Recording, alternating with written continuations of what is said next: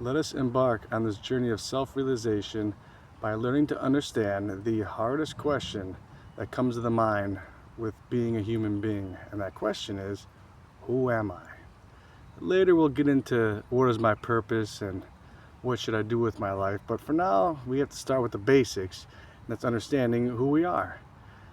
So this will be a multiple video process because it cannot be understood in a short period of time, but I will do my best to simplify it as much as I can because quite honestly it's not that difficult.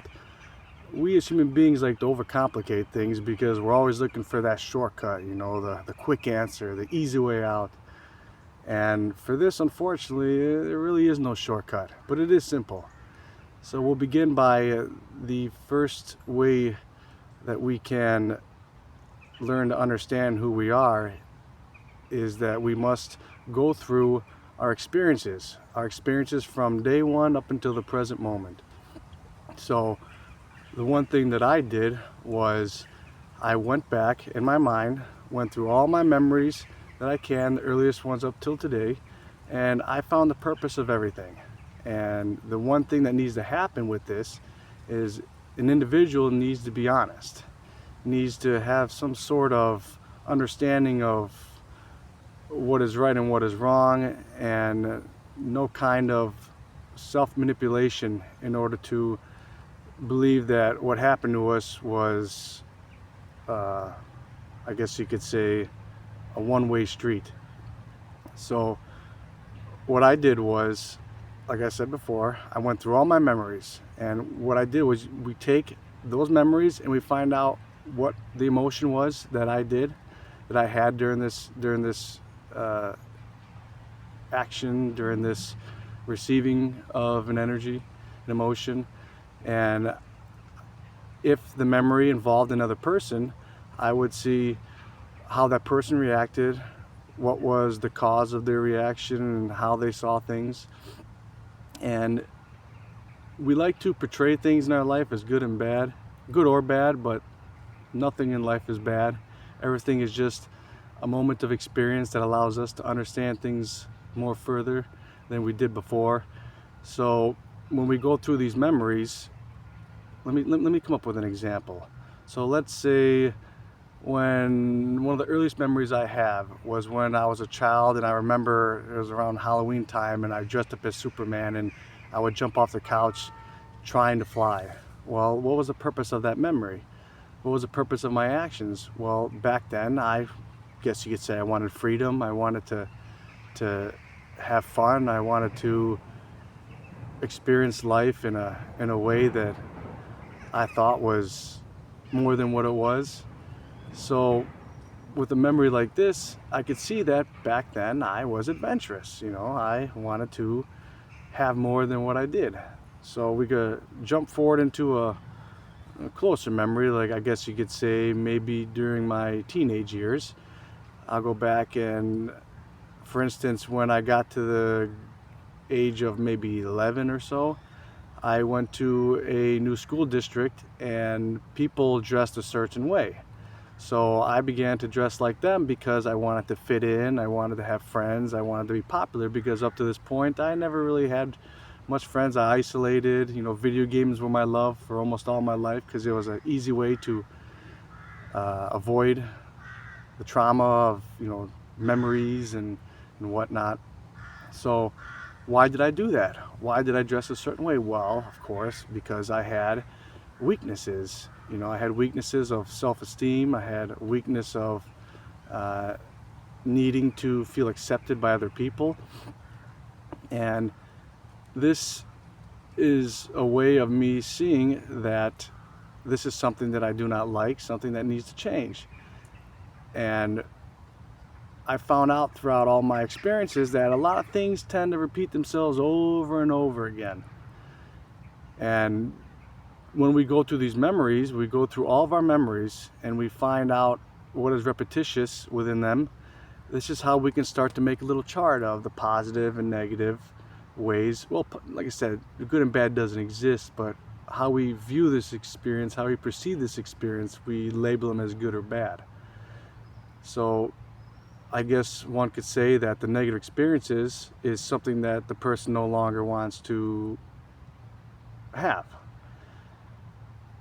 So we make this chart in our mind or on paper if it's easier, but we make this chart of the outcome of everything that we have had in our past. We find what is common within all of them, and we begin to make a list. So I don't have to go into too many details. You guys already understand what I'm saying. So this is what happens when we start to unlock the truth behind all of our experiences. We will see that within these common mosquito. We will see that within these common motives that we've had in the past, we can now begin to piece together who we are or who we want to be. So a lot of my past, I saw that humor was one of my strengths. I saw that always looking towards the needs of other people more than my own. You call that a kind of a bad thing in some ways, but to me it was a good thing because I saw that myself. I always want to help people. I always want to do my best to please others. Now this can be linked to, you know, negative events in my previous life, but nonetheless it shows that this is a strength of mine. And what we do once we begin to understand all these positives and negatives of who we were or who we still are, we can then dictate the future of who we want to be. So who we want to be, first we need to, like I said, we need to understand who we were and who we are. And from there we could then decide which pieces we want to take out and which pieces we want to add in. And this is a very, very hard process, but this, when it is achieved, one can experience a life that could have never been imagined before, and that is having full control over emotions, full control over what is and what needs to be done. And no, mosquito, hey buddy. And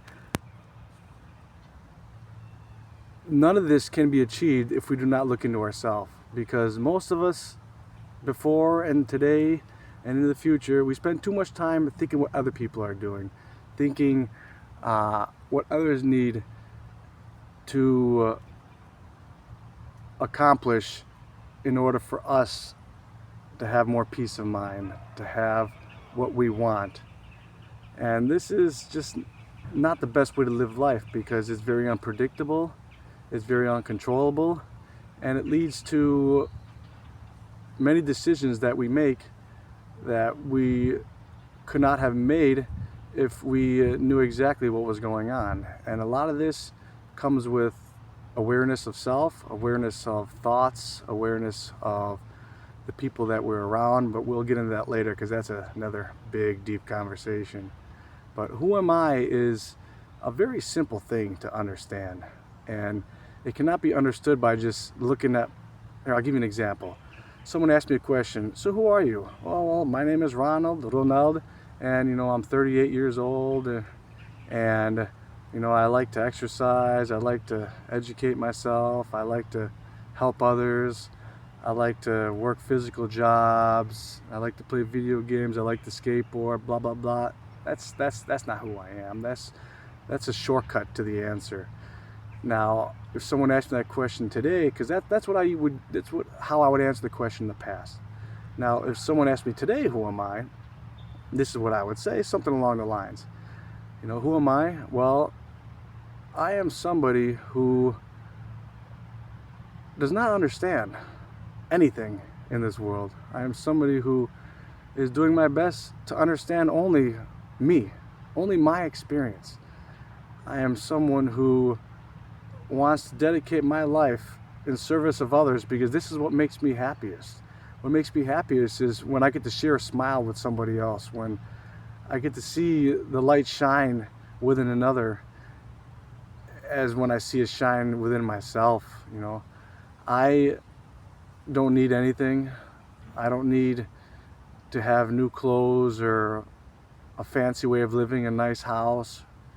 All I need is to be happy in this moment, to be happy in every moment, to be able to, on the day that I am near death, or the day when the day comes, and let's just say I do know, I want to be able to smile and say, it is done.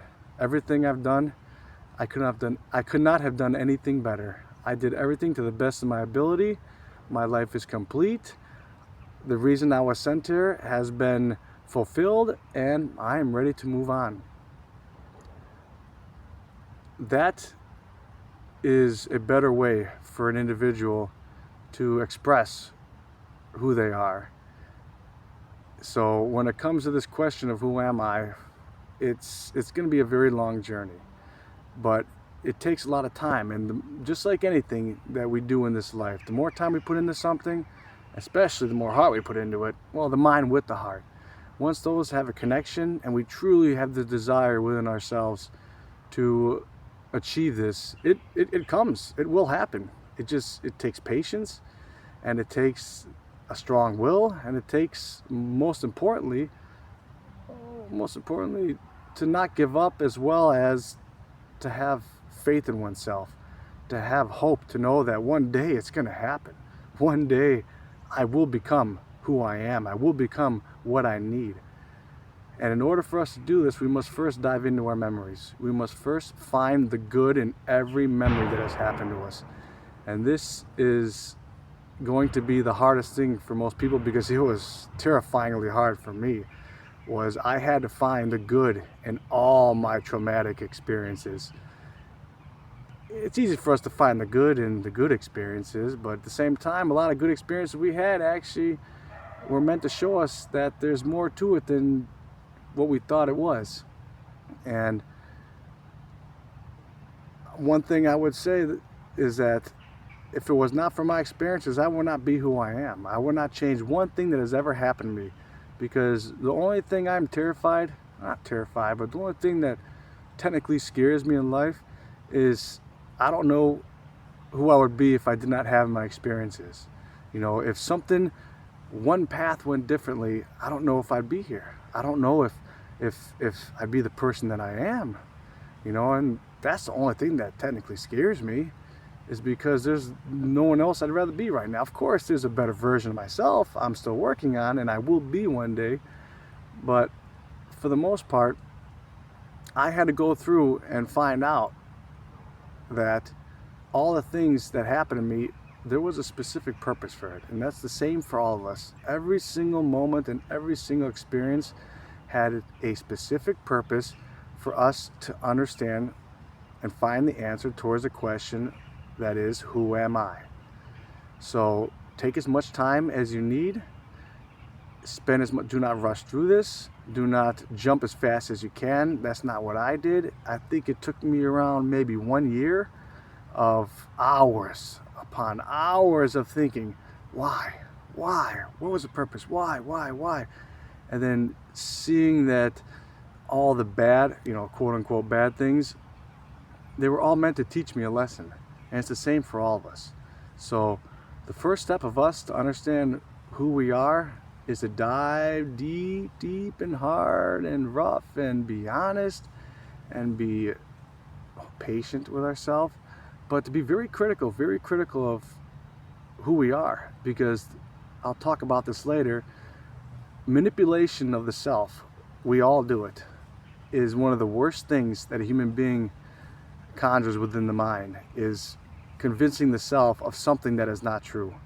And once we understand who we are and begin to have more awareness of the thoughts that go on within our head, we can learn to not let that voice inside of us twist us in a direction that keeps us robotic, that keeps us not wanting to understand more, to learn more, to live the best life. I'm not talking about a good life. I'm talking about the best life, a life that everyone wishes to live. So I hope that, because I still, to this day, every experience I have, I'm always going through, what was the purpose of it? Why? And this is the first step of us understanding who we are. Thank you.